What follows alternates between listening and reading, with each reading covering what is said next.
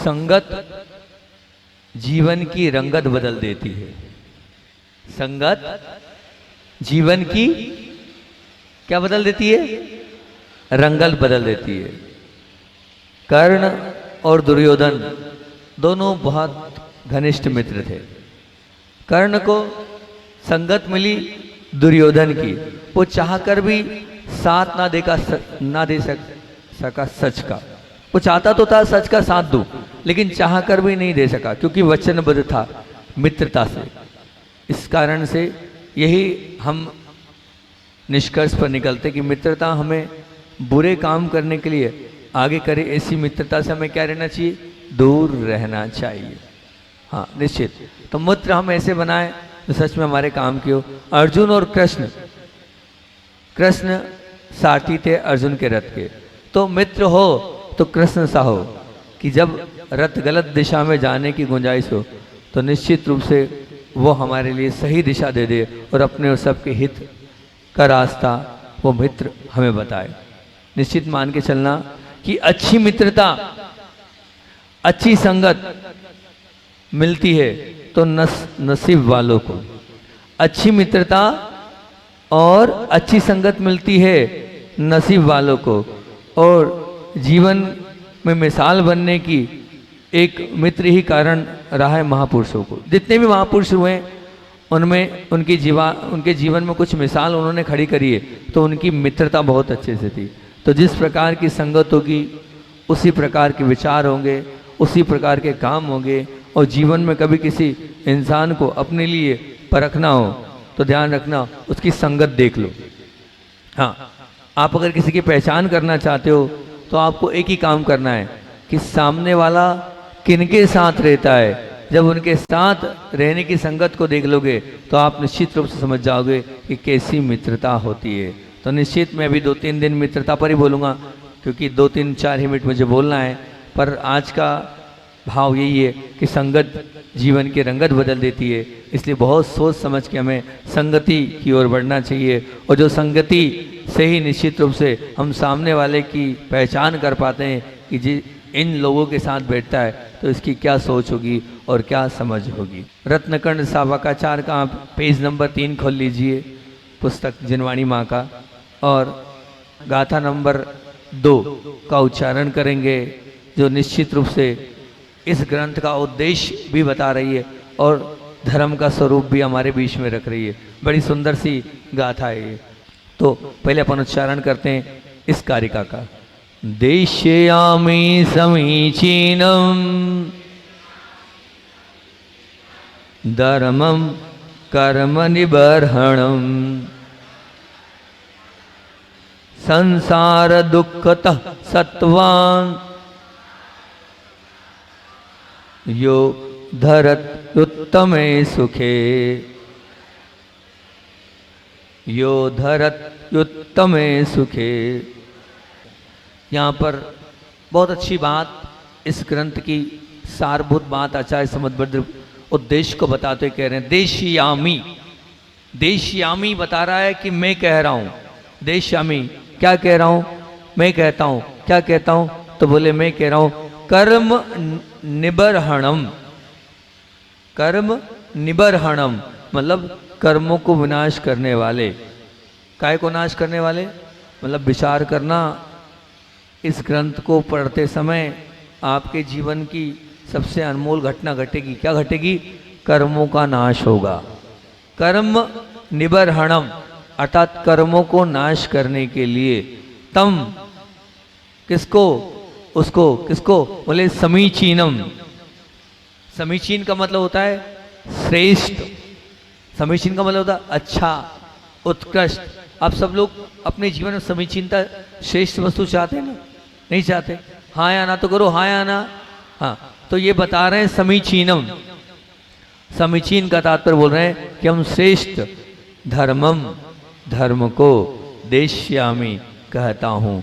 मतलब कुल मिलाकर ये धर्म जो है वो कर्मों को नाश करने वाला है, उस धर्म को यहाँ कह रहे हैं। और किसके लिए कह रहे हैं? तो बोलते हैं यह, यदि जो सत्वान यानी जीवों के लिए। किन के लिए कह रहे हैं? जीवों के लिए। और क्या होगा? चलो भैया आपने बोल दिया कर्मों का नाश हो जाएगा, ये समीचीन धर्म है और इसके माध्यम से कर्मों का नाश होता है और जीवों का आता है, तो क्या होता है? उससे होगा क्या? तो बोले संसार दुखतः, मतलब जब आप धर्म को सुनोगे, जब धर्म को जीवन में लाओगे तो संसार के दुखों से क्या होगा? संसार उद्धृत्य, उद्धृत्य का मतलब निकल कर, आप संसार के दुखों से निकल कर कहाँ पहुँच जाओगे? उत्तमय सुखे, अर्थात उत्तम सुख यानी स्वर्ग और मोक्ष में, उत्तम सुख में, धरती अर्थात धारण यानी पहुँचा देता है। मतलब विचार करना क्या है, बहुत सुंदर सी इस ग्रंथ की भूमिका में ये बोल रहे हैं कि मैं समुद्रभद्र स्वामी कर्मों को विनाश करने वाले उस समीचीन श्रेष्ठ धर्म को यहाँ कह रहा हूँ, जो आप लोगों के सबके संसार के दुखों से निकाल कर और आपको स्वर्ग उत्तम सुख में धारण अर्थात रख देगा। हाँ, तो निश्चित ये उद्देश्य बताते हुए प्रस्तुत ग्रंथ में यहाँ पर कर्मों को नाश करने का और अबाधित और कल्याणकारी और कहना चाहिए यथार्थपरक धर्म का यहाँ पर प्रतिपादन आचार्य समुद्रभद्र स्वामी ने किया है, जो समस्त प्राणियों के लिए क्लेशों को मुक्त करने का और उत्तम सुख को प्राप्त कराने का साधन है। ये माँ जिनवाणी निश्चित रूप से हमारे लिए किसका कारण रहेगी? सुख का कारण और कर्मों को नाश करने में हेतु है। तो जितनी देर यहाँ हम पढ़ रहे हैं, जितनी देर यहाँ हम बैठे हैं, जितनी देर यहाँ हम सुन रहे हैं, उतनी देर कर्मों का निर्वहन भी हो रहा है, कर्मों का नाश भी हो रहा है और सुख का रास्ता भी अपने आप खुलता जा रहा है। हम उस उत्तम सुख की ओर बढ़ते जा रहे हैं। और मैंने कहा ये आचार्य ज्ञान सागर जी महाराज जी की व्याख्या बड़ी सुंदर है। पहले तो मैंने सोचा मुझे प्रवचन रूप में ही करना होगा, लेकिन ऑलरेडी इतना सुंदर महाराज जी ने लिखा है कि प्रवचन करने की आवश्यकता ही नहीं है, बस हम उस ग्रंथ को पढ़ लें। इसलिए मैंने परसों पक्का करके कहा कि अपने सामने आप रखो पुस्तक को, जिनवाणी माँ को रखो, ताकि जिनवाणी माँ आपके सामने रहेगी तो आपको ज़्यादा इफेक्ट करेगी, ज़्यादा आप अंदर तक इन लाइनों तक घुस पाओगे। तो यहाँ पर जो व्याख्या में सबसे पहले महाराज जी ने जो बात लिखी है वो बड़ी अच्छी लिखी है। धरती इति धर्मा, धर्म धरती इति धर्मा, मतलब यहाँ धरती जो शब्द लिखा है इसकी व्याख्या करते हुए क्या है? धरती इति धर्मा, मतलब जिसको लेकर वस्तु का वस्तुत्व काम रहे उसे धर्म कहना चाहिए। मतलब वस्तु का वस्तुत्व कायम रहे उसको धर्म कहना चाहिए। जैसे आप क्या हैं? बोलो ना, क्या है आप? क्या है? आप जीव हैं, तो आपका धर्म क्या है? जानना और देखना, ये आपका धर्म है। जल है, जल का धर्म क्या है? शीतलता। अग्नि है, अग्नि का धर्म क्या है? गर्माहट। तो यहाँ निश्चित रूप से जीव आत्मा का प्रसंग होने से हम प्राणियों की चेष्टा का नाम यहाँ पर धर्म का है। प्राणियों की चेष्टा का नाम मतलब हम जो चेष्टा करते, हम जो विचार करते, हम जो अंदर के परिणाम करते हैं वो हमारा धर्म है। और उस धर्म की विवेक्षा करें तो यहाँ आचार्य महाराज ने बहुत अच्छी बात बोली कि हमारे पास, सबके पास चेष्टा है। चेष्टा मतलब अंदर से करने की क्रिया हमारे पास सबके पास है। अब उन्होंने ये बोला कि शीर्षे शीर्षे मतिर भिन्ना। अब ये जो चेष्टा है आपकी अलग है, मेरी अलग है, उनकी अलग है, उनकी अलग है, सबकी अलग अलग चेष्टाएं, सबकी अलग अलग धारणाएं, सबकी अलग अलग मानसिकताएं, सबके अलग अलग विचार हैं, सबकी अलग अलग सोच है। ये निश्चित है कि सब, तो इस कहावत के अनुसार अलग अलग प्राणी की बुद्धि भिन्न भिन्न प्रकार के हैं और उन भिन्न भिन्न प्रकारों में भी यहाँ पर आचार्य महाराज ने बहुत अच्छी बात खोली और उन्होंने 3 भेद किए। एक भेद किया कुधर्म, पहला भेद कौन सा किया? कुधर्म, उसको पापी कह सकते हैं, ठीक। दूसरा भेद किया अधर्म, ना वो पाप में ना पुण्य में। और तीसरा भेद क्या? धर्म, धर्मात्मा, मतलब कुधर्म, अधर्म और धर्म।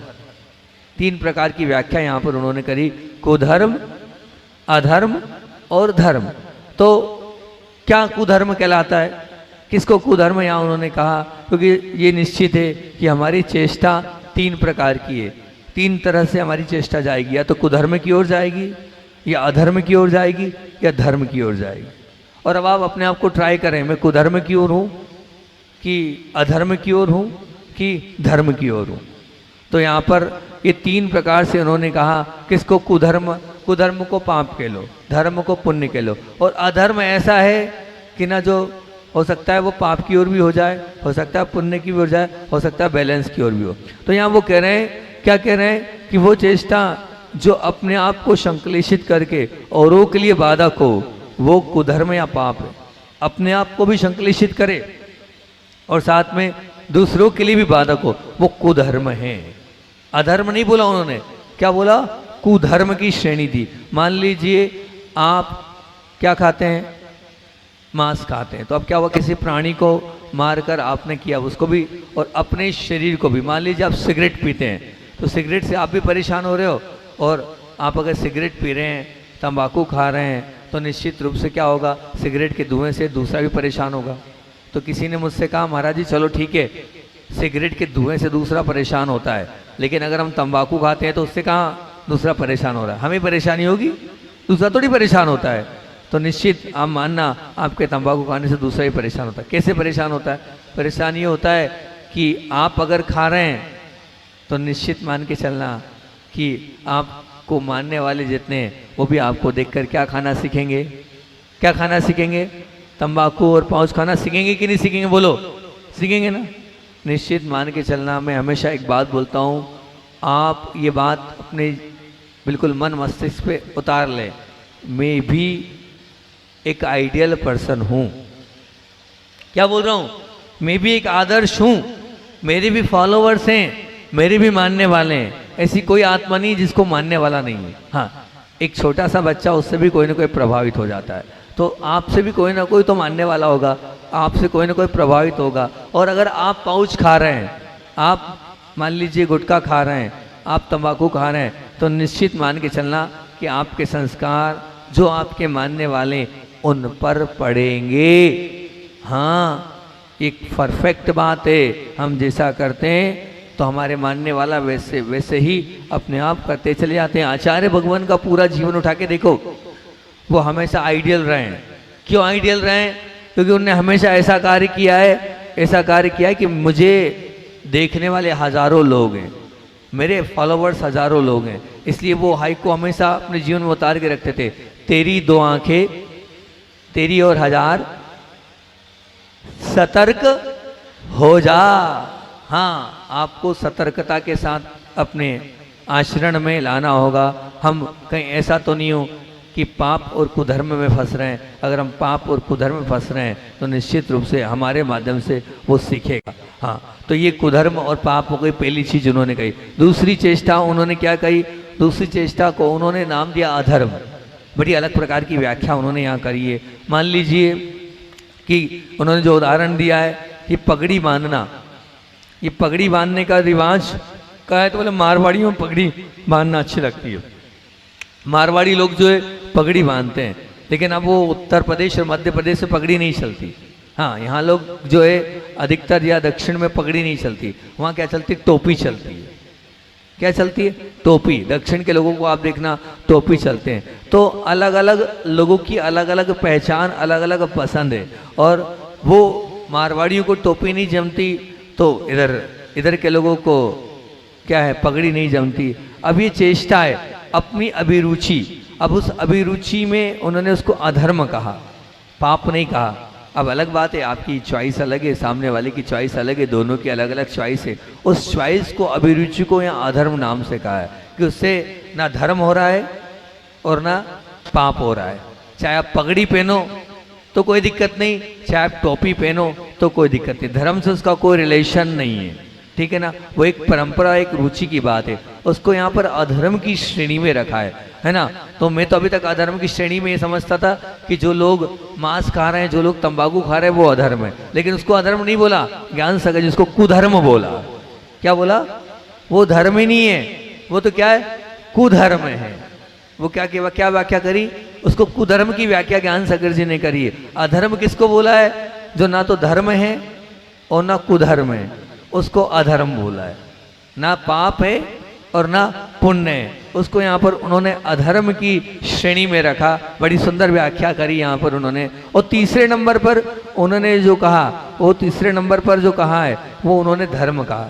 तो धर्म की व्याख्या भी सुंदर करी उन्होंने कि जो संसार अर्थात संक्लेश को दूर करके प्राणी मात्र को सुख शांति को देने वाली उस चेष्टा का नाम है सद्धर्म है।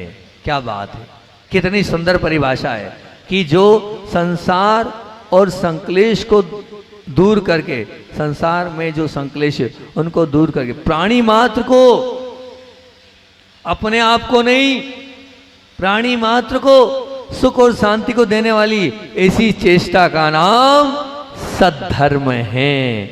अगर आप सद्धर्मों के, अगर आप धर्मात्मा हो तो ध्यान रखना आपके माध्यम से प्राणी मात्र को सुख और शांति अगर आप पहुंचा रहे हो तो आप धर्मात्मा हो। यहाँ ऐसा नहीं बोला तुम पूजन करते हो तो धर्मात्मा हो, तुम अभिषेक करते हो तो धर्मात्मा हो। यहाँ धर्मात्मा की परिभाषा ऐसी लिखी ही नहीं उन्होंने, यहाँ तो बिल्कुल ही व्याख्या बदल दी। और व्याख्या में उन्होंने कहा है कि प्राणी मात्र को नहीं, मैं अपनी पत्नी को सुख दूं ये नहीं, मैं अपने बच्चों को सुख दूं ये नहीं, मैं अपनी माँ को सुख दूं ये नहीं लिखा। यानी उन्होंने जो परिभाषा लिखी है उसमें देखो बड़े गौर से लिखा है, प्राणी मात्र को सुख और शांति को देने वाली चेष्टा का नाम सद्धर्म है। हाँ, तो अब ध्यान रखना धर्मात्मा कौन, किसको धर्मात्मा कहेंगे? धर्मात्मा आचार्य ज्ञान सागर जी इसको कह रहे हैं, प्राणी मात्र को सुख और शांति देने वाले को की चेष्टा जिनकी होती है उन्हें यहाँ पर सद्धर्म अर्थात धर्मात्मा कहा है। लेकिन मैं तो ये समझता था, मैंने यही समझा था अभी तक कि जो पूजन करता है वो धर्मात्मा, जो अभिषेक करता है वो धर्मात्मा, जो शास्त्र पढ़ता है वो धर्मात्मा। नहीं, जो शास्त्र पढ़ रहा है, जो प्रवचन सुन रहा है वो धर्मात्मा अलग। लेकिन अगर वो धर्मात्मा है तो उसका रंग उसमें दिखना चाहिए, उसका प्रभाव उसके अंदर आना चाहिए। अगर वो धर्मात्मा नहीं तो पूजन तो कर रहा है लेकिन वो अगर दूसरों को दुख दे रहा है तो कौन सा वो पूजन का कोई लाभ, शास्त्र का पढ़ने का कोई लाभ, प्रवचन का कोई लाभ नहीं। वो तो सुन रहा है और क्या कर रहा है, निकाल रहा है। तो अभी उसके जीवन में धर्म आया ही नहीं है। धर्म आया है तो निश्चित वो अपने जीवन के माध्यम से सुख का रास्ता बताएगा, वो अपने जीवन को शांति की ओर ले जाएगा।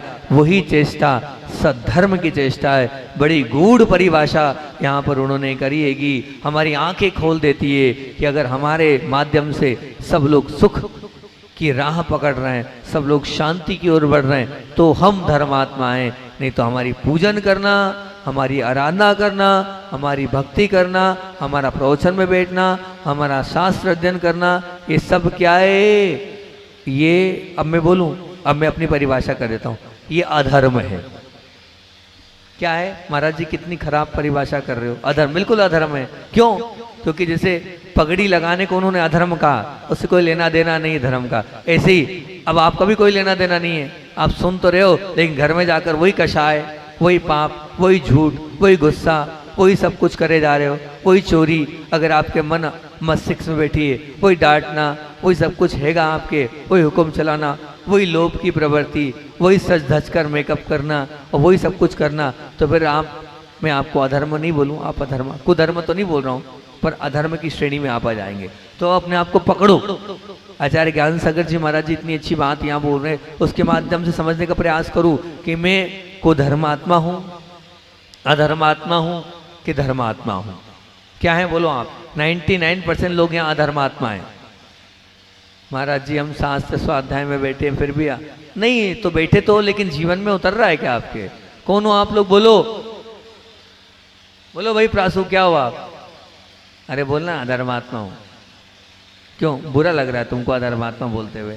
हैं भाई, मैं कुधर्मात्मा तो नहीं बोल रहा हूँ आपको, अधर्मात्मा ही बोल रहा हूँ। 99% लोग अधर्मात्मा है। धर्मात्मा कौन? जो सुख और शांति को देने वाला हो। किसको देने वाला? बोलो ना, किसको देने वाला? सुख और शांति को देने वाला धर्मात्मा है। हाँ, इसलिए हमें एक ही काम करना है, हमारे जीवन का एक ही लक्ष्य हो, हमारे जीवन का एक ही उद्देश्य हो। मैं क्या दूं? मैं सुख और शांति दूं, सिर्फ एक ही, और कोई मोटिव है हमारा कोई भी लक्ष्य नहीं, सिर्फ एक ही लक्ष्य, मैं सुख और शांति को देने वाली आत्मा हूँ, मैं सुख और शांति को देने वाली आत्मा हूँ। हाँ, अभी तक मैं बोलता था मैं सुखी आत्मा हूँ, मैं शांत आत्मा हूं, लेकिन आज मैं बदल रहा हूं। मैं क्या बोल रहा हूं? मैं सुख को देने वाली आत्मा हूं, मैं शांति को देने वाली आत्मा हूं। और जो आत्मा सुख को देने वाली होगी, जो आत्मा शांति को देने वाली होगी, वही धर्मात्मा है। बाकी सब के सब अधर्मात्मा हैं। हाँ, अभी हम अधर्मात्मा की श्रेणी में आ रहे हैं, क्योंकि हम सुख और शांति लेने की चाह तो रख रहे हैं, पर देने की चाह की ओर हमारा अभी मार्ग नहीं है। कौन ऐसी आत्मा है यहाँ जो सुख को देने वाली है? कोई है ऐसी आत्मा जो हमेशा सुख बांटती है कोई आत्मा कि हमेशा सुख बांटती है, जो हमेशा शांति का एक संदेश देती है? नहीं भैया, शांत रहना है, नहीं, बिल्कुल अपने माध्यम से हमें कभी दुख नहीं होना चाहिए, अपने माध्यम से कभी पीड़ा कष्ट का अनुभव नहीं होना चाहिए। हाँ, आप तो धर्म ध्यान कर रहे हो, और अगर आपके मान लो कल आप लोग आ गए, महाराज जी हम भक्तामर पाठ करेंगे, प्रासु भाई बोलता है, हमने कहा करो, कोई बात नहीं भैया। अब वो कब कर रहे हो आप? अब समय के बाद आओगे, अब वही आपके माध्यम से तो बहुत अच्छा है, वो धर्म ध्यान हो रहा है, लेकिन दूसरे लोगों को डिस्टर्ब हो रहा है, तो दूसरे लोग डिस्टर्ब हो रहे हैं, तो अगर दूसरे लोग डिस्टर्ब हो रहे हैं तो निश्चित रूप से वो भले ही है, लेकिन वो दुख का कारण हो जाएगा, क्योंकि आपके कारण सामने वाला परेशान हो रहा है, तो दुख का कारण हो जाएगा। इसलिए भैया समय सीमा से भक्ति करो। हम भक्ति करने का मना तो नहीं कर रहे हैं, कल फिर चालू हो गए, हमने कहा भैया 9:30 यानी 9:30 तक जितनी भक्ति करना है, ये भक्ति आपके सुख का कारण भी होना चाहिए, लेकिन दूसरे के लिए भी सुख का कारण होना चाहिए। पता चला अब 9:30 से 10-11 बजा रहे हो, दूसरे लोगों को डिस्टर्ब हो रहा है आपके कारण, तो भक्ति आपके लिए दुख का कारण हो रही है। कल मैं बार बार मना कर रहा था, अब मौन में मना कर रहा था, तो आप लोगों को लग रहा होगा कि महाराज जी हमें धर्म ध्यान में बाधा डाल रहे हैं, हमें ढोलक नहीं बजाने दे रहे हैं, हमें भक्ति तेज नहीं कर रहे हैं। लेकिन आप समझने का प्रयास करना, हम वही चेष्टा करें जिस चेष्टा के माध्यम से किसी को दुख ना हो, किसी को पीड़ा ना हो, किसी को आद्रोद्यान ना हो, किसी को कष्ट ना हो। 9:30 के पहले खूब नाचो, खूब गाओ, खूब भक्ति करो, लेकिन उसके बाद नहीं करना है, आपको ध्यान रखना, ठीक? तो नहीं तो वो धर्म भी हमारा कुधर्म में आएगा। काय में आएगा? कुधर्म में नहीं, अधर्म में आएगा। कुधर्म तो नहीं कह सकता उसको एकदम, कुधर्म तो पाप कारण का हो गया, है ना, अधर्म में आएगा।